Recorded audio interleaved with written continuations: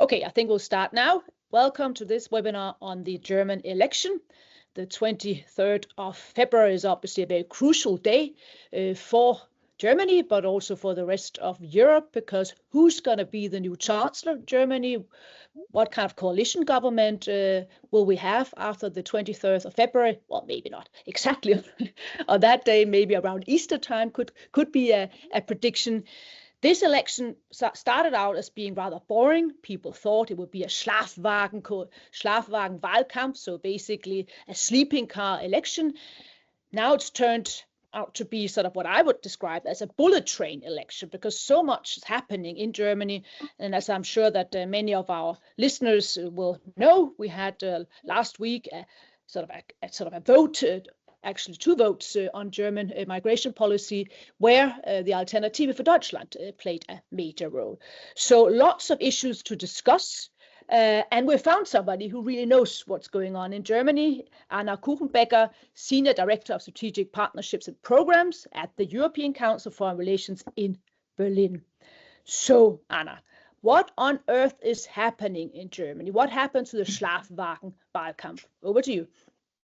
Thank you, Lücke. Thank you very much for the invitation. It's a pleasure to be here. And there is indeed a whole lot to discuss. And as you said, Lücke, kind of just a couple of days ago, so this was a rather Schlafwagen or sleepy campaign. I think it was very much marked by, avoidance. So Scholz tried to not to do anything, but to wait for Merz of the Christian Democrats to make a mistake. And Merz was trying not to make any mistakes. And then Aschaffenburg happened. So this attack on a kindergarten group in this smaller Bavarian place on January 23rd. With a 2-year-old dad stabbed by an Afghan asylum seeker that was rejected and supposed to leave the country. But because of administrative problems, bureaucracy, and so on and so, the man was still in Germany instead of having been deported outside of Germany. And that really kind of was a big outcry, because it was not the first, but this was another one in a row of incidents in the Christmas market in Solingen and other places. So I think Merz obviously reacted quite heavily or quite massively by announcing, so his 5-point plan, and that he has to react. And most importantly, he said that this is so important that something needs to be done and pushed through, and that he wouldn't look back and forth. He wouldn't look left and right, but he would look straight ahead. And that was basically taken as an announcement that he would also push through things in parliament with the votes of the AfD, and that he would take into account receiving a majority thanks to the votes of the AfD. And that, I think this is where this then provoked a big discussion about the Brandmauer. So Brandmauer basically means no cooperation with the AfD, and of course a joint vote is not a cooperation, because the AfD votes in parliament all the time. But what is the difference is that a majority, so that the votes of the AfD decided a majority, and that has not been the case. And this sparked the whole Brandmauer discussion, which has now, is kind of the major topic during the campaign. So now you have these protests against the CDU, against the AfD, and maybe I stop here, but I think this is, kind of so roughly the timeline what happened.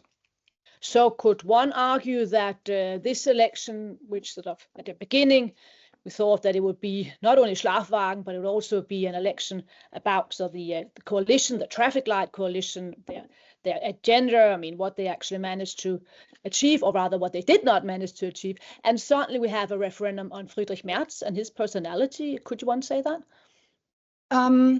That's probably going too far. But I think that the topic front and center is now migration, and this is usually the topic where the right wingers win, because the AfD, you can say, this is the single topic, the single topic party, where it's really so migration is their home turf, and you can do nothing better than leave it to them.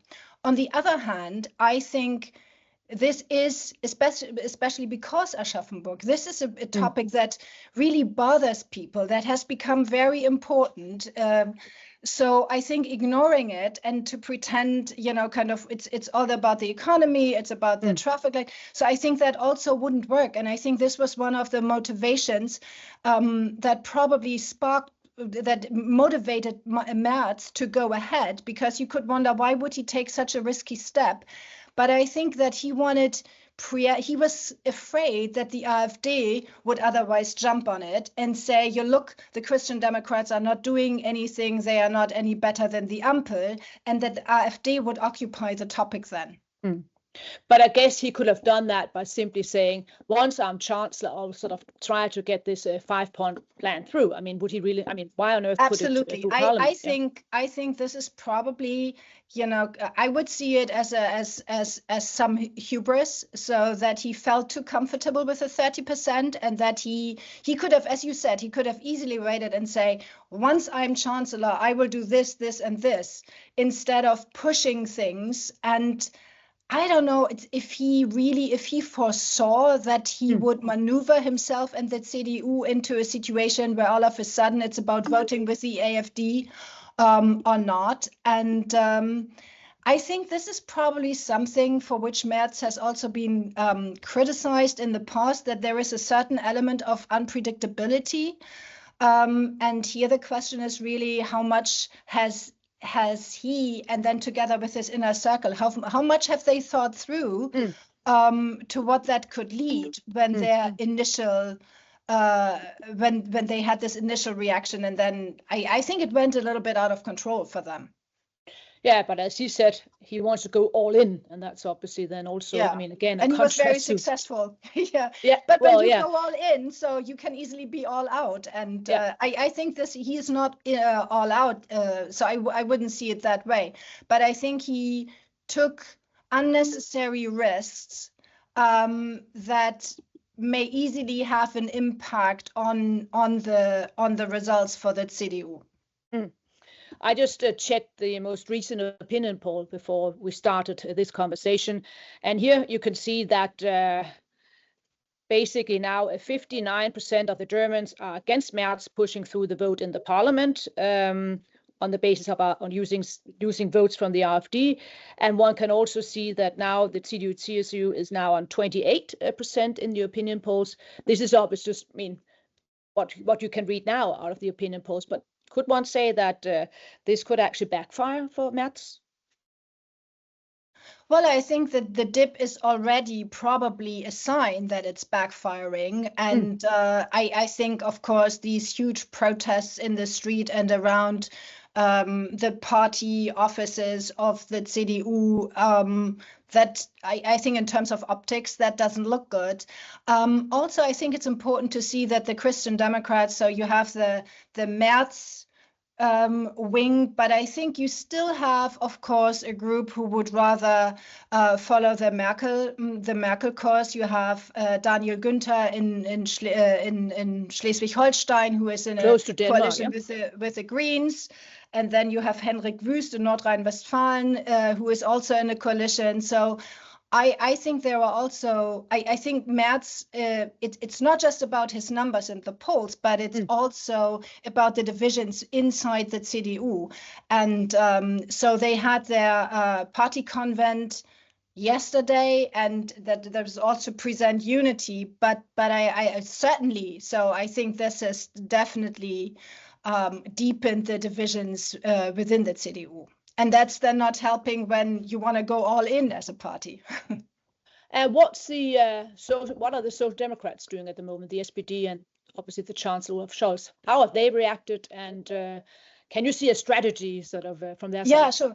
Well, I guess the Social Democrats were pretty frustrated, kind of. So with with Scholz is really not exciting anybody anymore. But I think that this Merz initiative has re-energized the Social Democrats. So there is now a new kind of energy in the campaign. I think the question is, and I think this is to be seen, that one could also say, okay, they are criticizing Merz, but what do they really have to offer? And so there is a lot of criticism about the Merz tearing down the Brandmauer, but I think the SPD has put little forward what they would have done, and where there is a strong sense that what the Ampel has done, the traffic light coalition has done, was not really successful.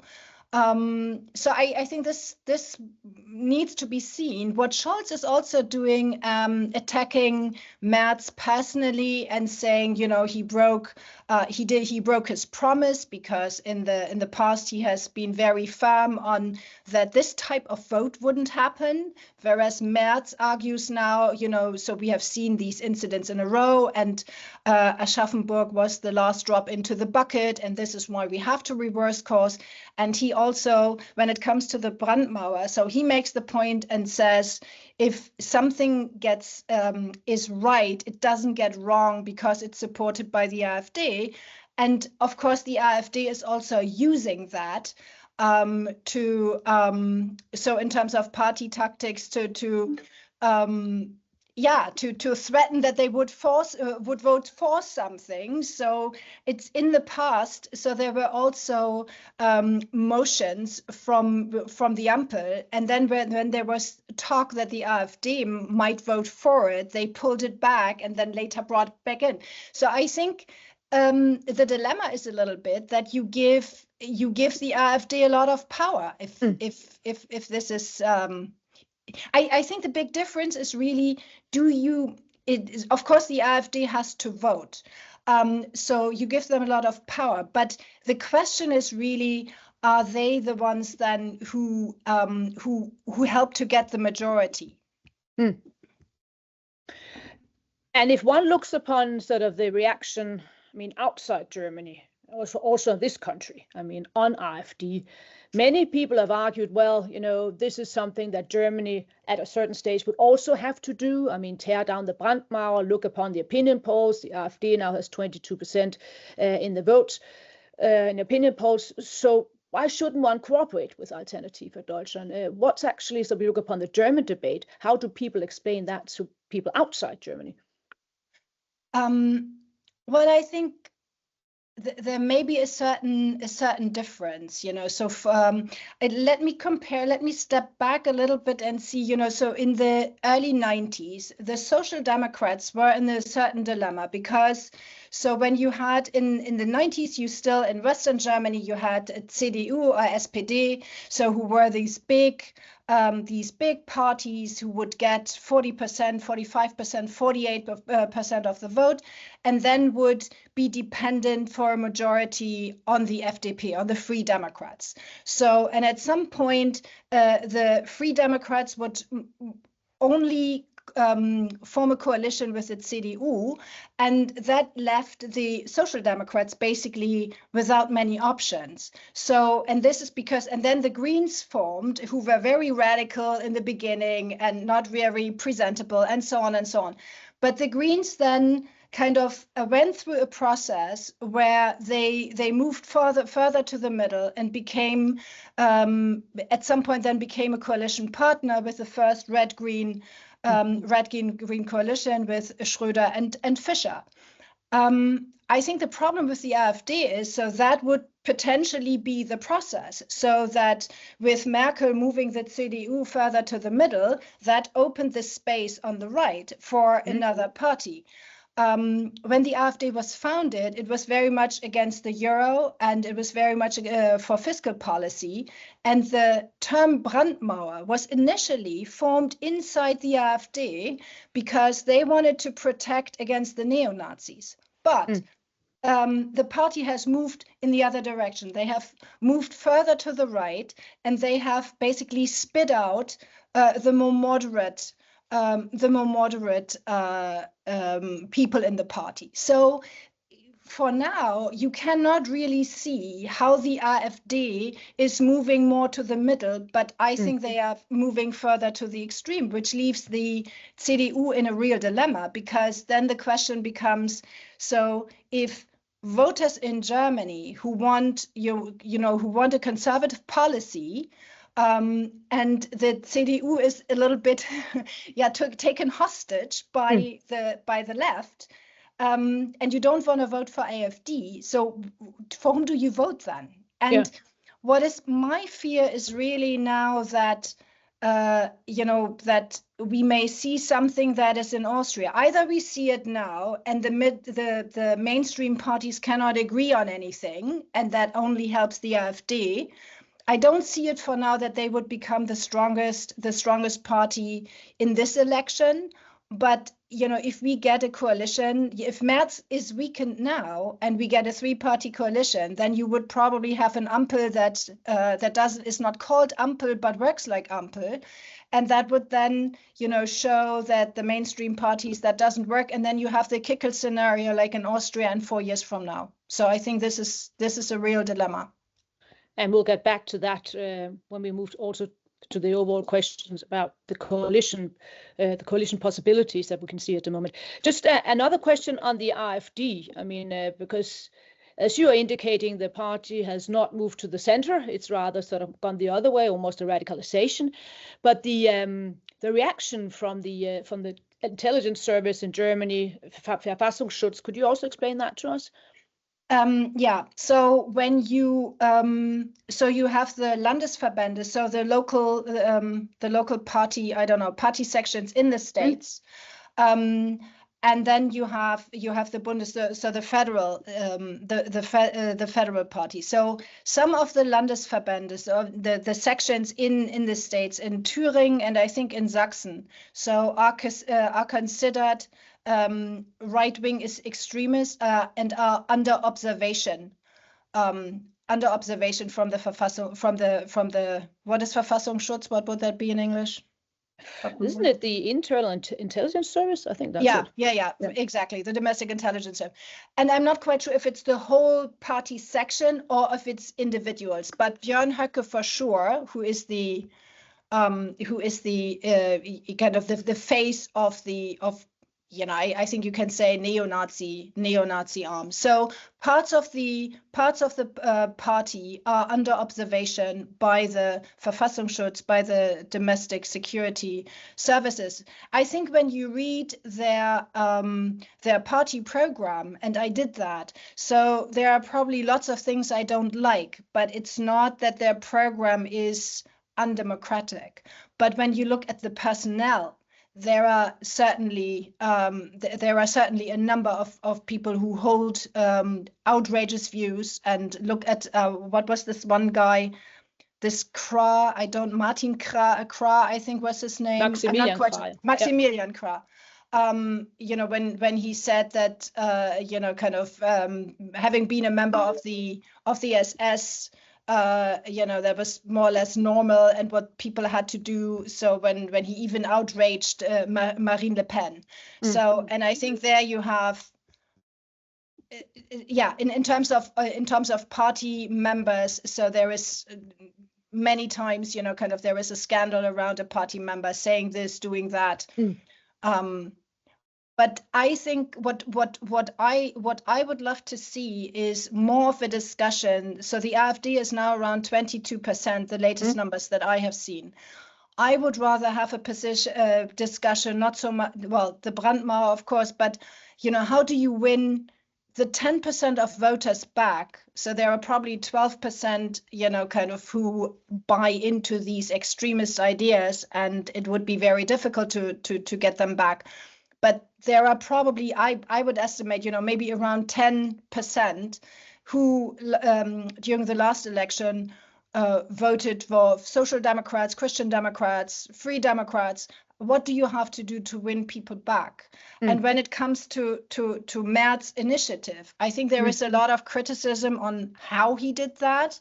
But I think when it comes to the issues, so there is a high level of agreement, I think around 66%, that of people agree that we have to take tougher measurements, and I stress that on illegal immigration. I think that easily gets lost that we are talking illegal immigration and not legal migration. I see questions already coming in here, but I just wanted to talk about another party that's also been sort of part of the change, you could say, in German politics, BSW, so Bündnis Sarah Wagenknecht.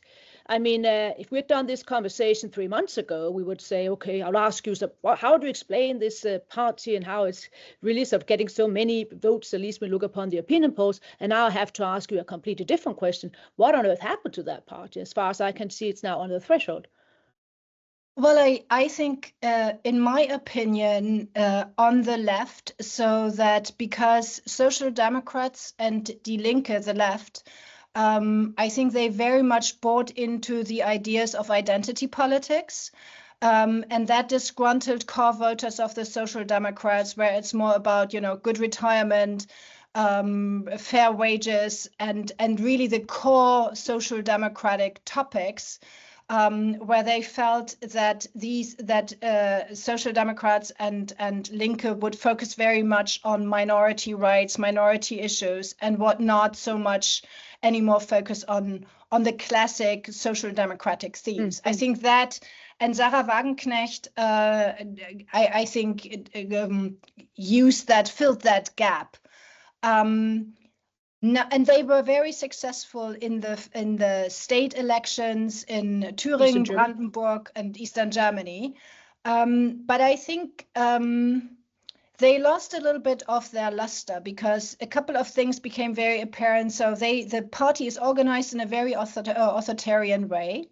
And party members have partly left. They were very selective. So it's not like, with normal parties, kind of you build a local chapter, but they would really handpick people, handpick members.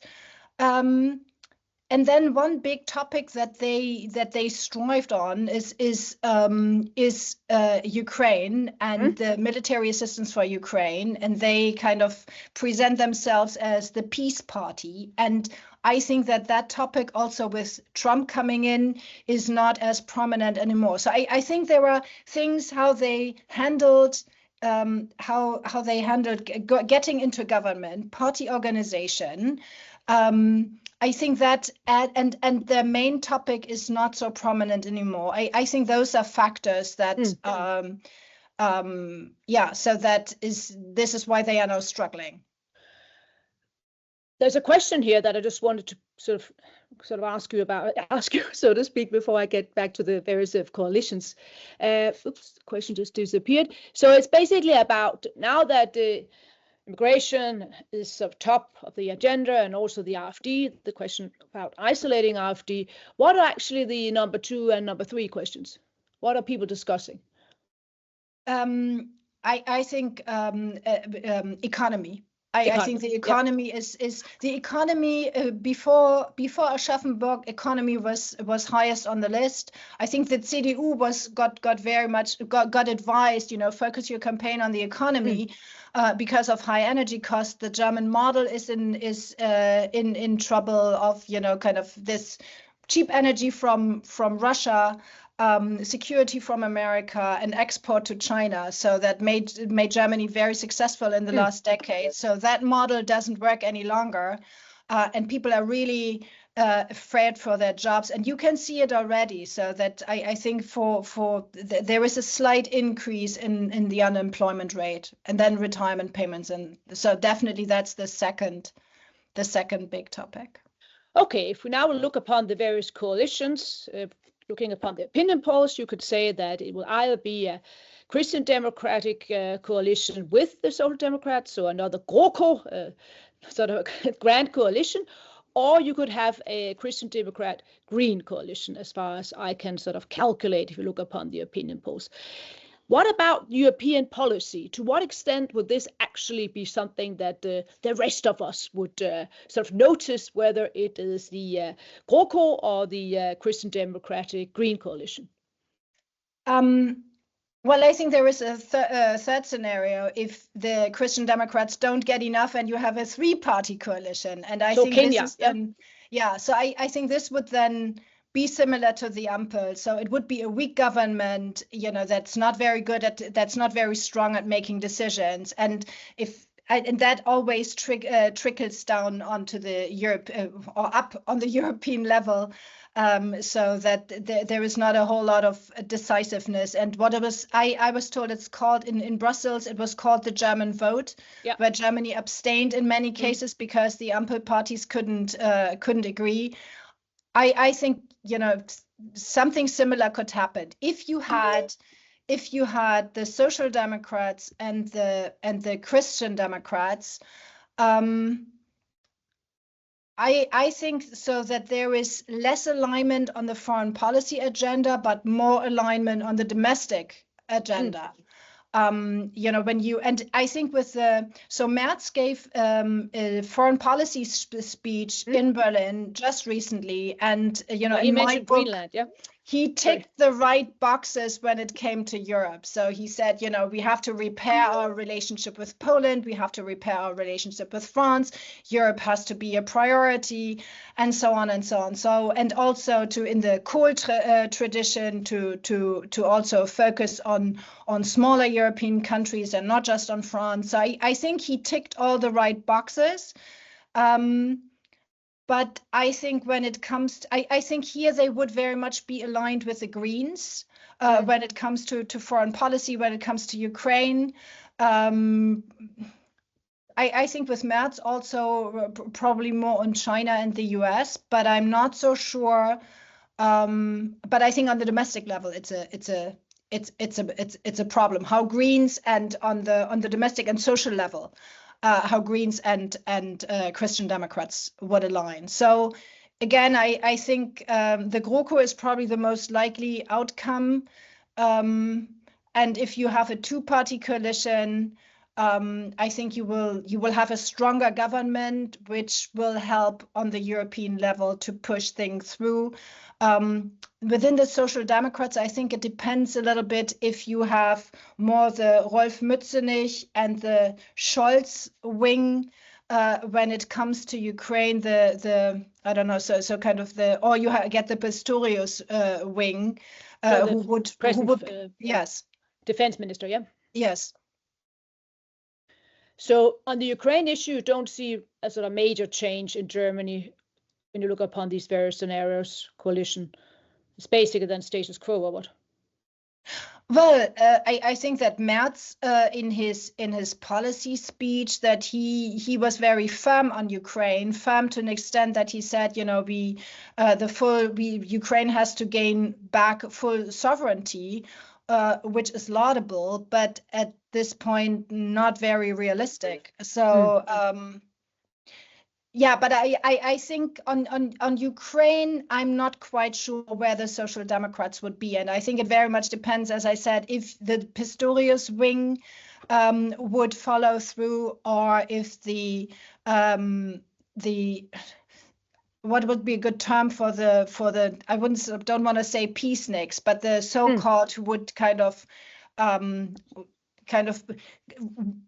so who are kind of more who are basically the descendants of the German peace movement, so creating peace without weapons and so on. So there's a question up here. Just hang on a second.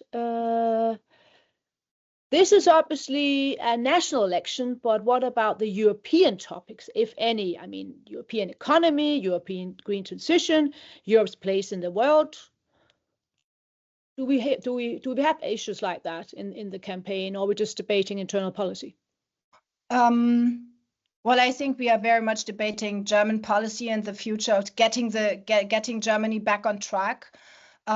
So again, so Ukraine plays a role, but on the campaign it doesn't. So Merz gave this programmatic speech, but when you ask me in the campaign, it's probably mostly about in the current stage about migration and kind of the social democrats, that has to be solved on the European level.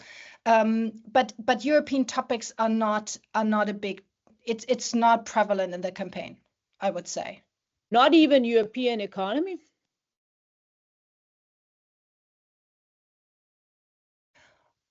Well, if you ask me, I think it's more about the German economy, but I think there is, of course, an awareness that as an exporter nation, so that we don't do well if the rest doesn't do well. So, but another question coming in here, Elon Musk. Did his presence at the last AfD rally impact sort of the number of people like to vote for the AfD? Have we seen any sort of opinion polls on that? Is it harming the Alternative for Deutschland, or is it actually sort of giving them more support? Well, I don't think that it had a big impact. So I think that most AfD voters don't speak English very, or many of them, kind of in the countryside, kind of that level of English is not that they would be glued to the screen and watch it. So I think it was propaganda for Alice Weidel, but I doubt that it influenced the behavior of voters. I think it didn't endear lots of people to his Tesla factory in Brandenburg. So, but I don't think that this gave that it helped AfD. And now we've been sort of debating, talking about AfD. We have also spent time speaking or talking on the Merz factor, the Social Democrats. What about the Greens? The Greens, I think, are currently plateauing a little bit. So I think that they managed to come out of the Ampel crash quite well, so that they looked quite good, and not as the one, kind of who made it fail. But I think this was, kind of mostly the Free Democrats were seen as those who are responsible for that. So Greens came out rather as good citizens, but they haven't been able to gain so far. So they have not made big. But you haven't seen that they get up to 15 or so. I think they are more or less. It's their core voters who are with the Greens, but I think the numbers don't show that there are significant gains for them. And the FDP still under the threshold, I presume, and has also had a debate about the Merz sort of proposal. Some of them sided with Merz, others not. I mean, so I guess it's not very likely that they will be able to get into parliament. Well, I think, yeah, so they are struggling with the 5%, with a hurdle, with a threshold. I think there is also there is a debate starting about the leadership of Christian Lindner. One study I read that I thought was really interesting, that was more about the mood in Germany, German voters. And one thing that this was based on repeated long-term interviews.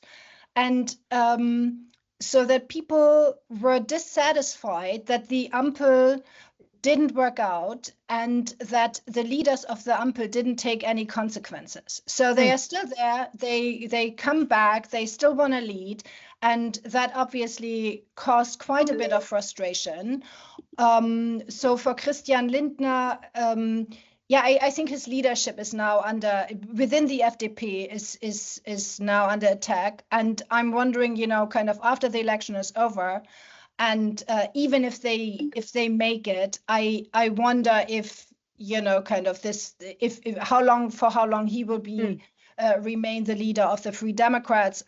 Among voters, there is also this dissatisfaction that the most popular politician Boris Pistorius, the defense minister, social democratic member of the Social Democrats, he was the most popular politician, and that the SPD decided to go with Olaf Scholz, and again rely on the previous faces who obviously didn't deliver. So, and I think it's less so probably with Habeck, but when it comes to Scholz and Lindner, that's definitely the case. And I presume once the election is over and you have Merz being the chancellor, if that's a scenario, then it's going to be very difficult then for Olaf Scholz to. Oh, he will be gone. Stay. I'm pretty sure he'll be gone. Yeah, okay, but then he has already said that he would not be part of that government. Yeah. And then they have to have a new sort of person in charge of the government, and that could also take time.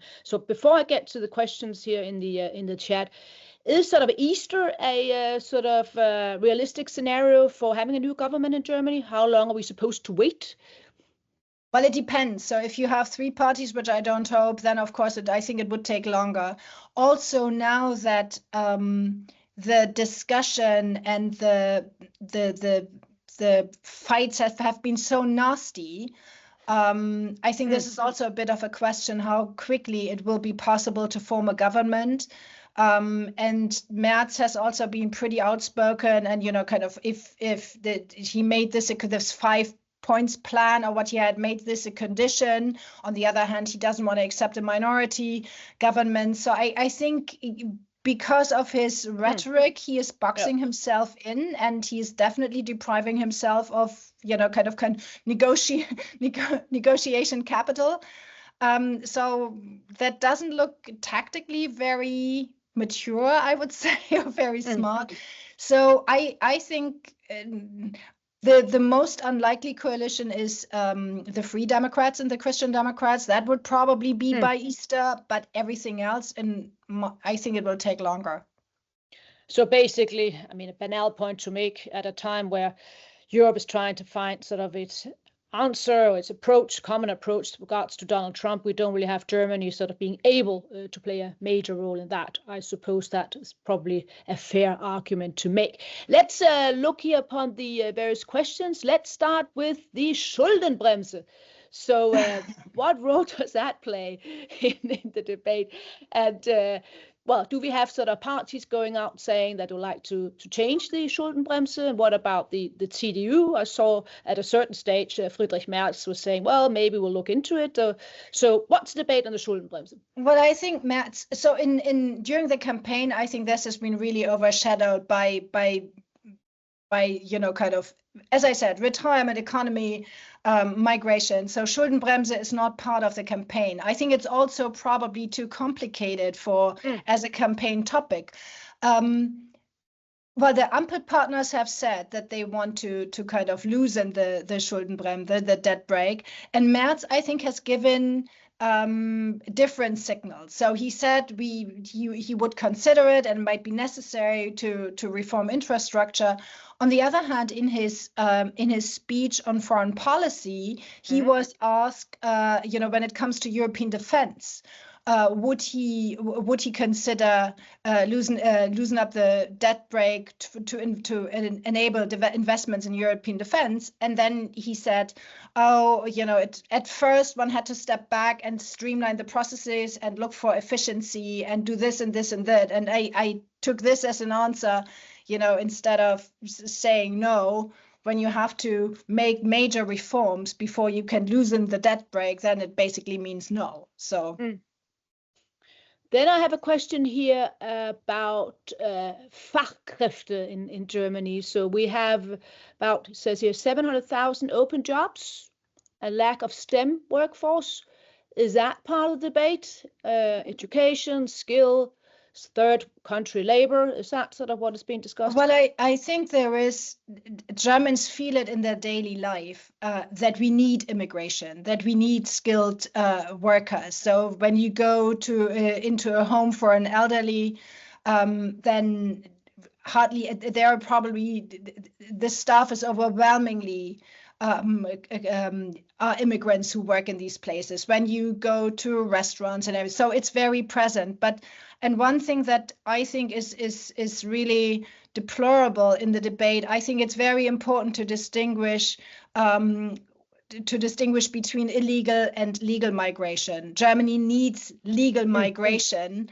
And I think that easily drowns in this when we talk about migration, and then it's only about I don't know, crimes and what have you.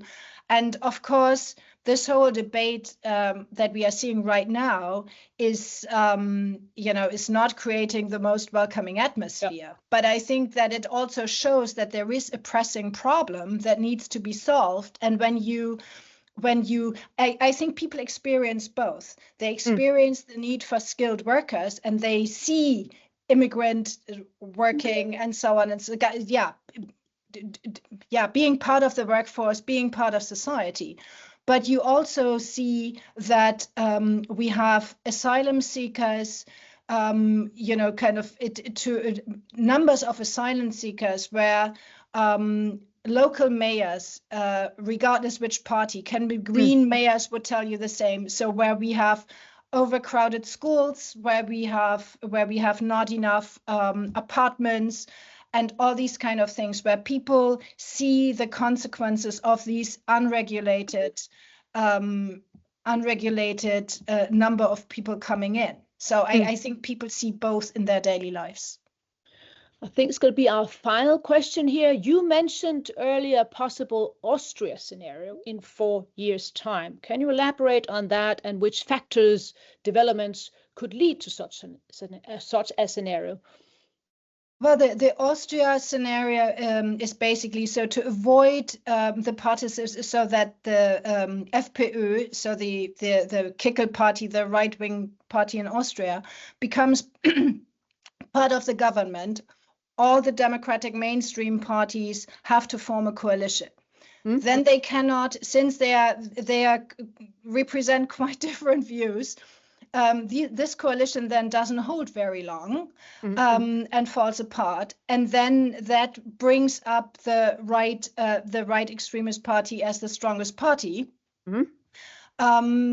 And then what do you do? And in the Austria scenario, then the conservatives have agreed to form a coalition, but under the leadership of the extremists. So what I meant is here when in the current situation, the democratic mainstream parties are fighting so hard that this is something. Excuse me, 1 second. That the AfD is the beneficiary of that. So if there's no alternative, or if Merz has weakened the CDU, and you have then a 3-party coalition, they don't get it done, they fall apart, then this would be taken as proof to say, oh, they don't get it done, and that was then strengthen the AfD, and then in 4 years' time, the AfD could easily be the party who has then 28-30%. And would be the strongest party. Yeah, that is what I meant. Okay, so we should not only look upon the German election from the perspective of what will happen now, but in particular also how it could influence the upcoming election or next election. So in 2029, I presume. Yeah. Yes, that was. Yeah, good. Well, thank you so much for joining us. Truly appreciate your time. One will have to say also that ECFR has launched a special podcast on the German election called Searching for Deutschland, and you don't have to search for it because it is on the app that you usually use to find your podcast. I truly recommend that podcast, and it will make you a lot wiser about the German election, just like you made us a lot wiser, Annie. So thank you very much, and thank you also to our listeners.